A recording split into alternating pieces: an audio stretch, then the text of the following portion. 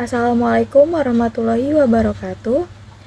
Yang terhormat Ibu Desria selaku dosen mata kuliah Sistem Informasi Akuntansi. Perkenalkan, nama saya Nadia Cahyani dengan NIM 23043111023. Di sini saya akan menjelaskan prosedur penerimaan kas dari lunasan piutang. Baik, yang pertama kita mulai dari pelanggan, yaitu memberikan kas dan remittance advice atau bukti pembayaran ke bagian mailroom.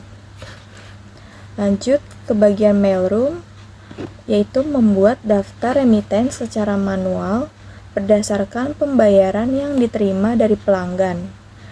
Kemudian menghasilkan outputnya, yaitu daftar remittance sebanyak 4 salinan. Lalu salinan 1 dikirim kepada bagian kasir, salinan kedua dikirimkan ke bagian buku jurnal, salinan ketiga dikirimkan ke bagian piutang, dan salinan keempat dikirimkan ke bagian audit. Selanjutnya yaitu pada bagian kasir.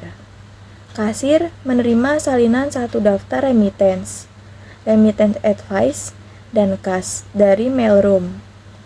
Kemudian menyiapkan slip setoran dan menghasilkan output, yaitu 2 salinan bukti setor dan kas, kemudian disetorkan ke bank. Kemudian remittance advice dikirimkan ke bagian piutang, sedangkan salinan 1 daftar remittance diarsipkan berdasarkan urut tanggal. Lanjut, pada bagian buku jurnal, di sini menerima salinan 2 daftar remittance dari mailroom, kemudian dicatat ke dalam jurnal secara manual, yaitu jurnal penerimaan kas.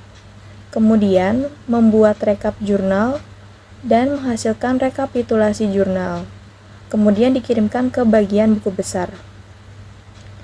Lanjut pada bagian piutang, menerima salinan 3 daftar remittance dari mailroom dan remittance advice dari kasir.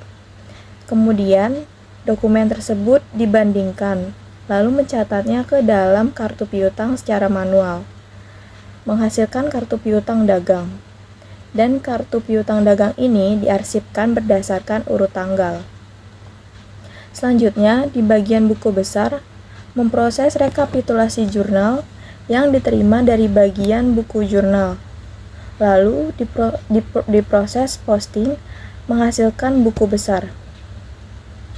Kemudian bank menerima 2 salinan bukti setor dan kas dari bagian kasir. Untuk salinan 2 bukti setor dikirimkan ke bagian audit.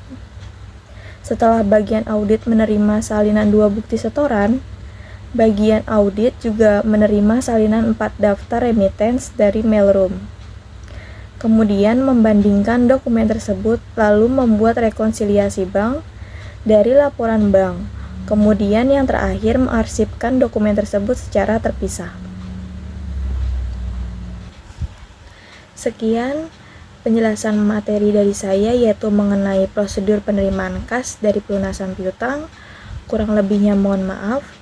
Terima kasih atas perhatiannya. Wassalamualaikum warahmatullahi wabarakatuh.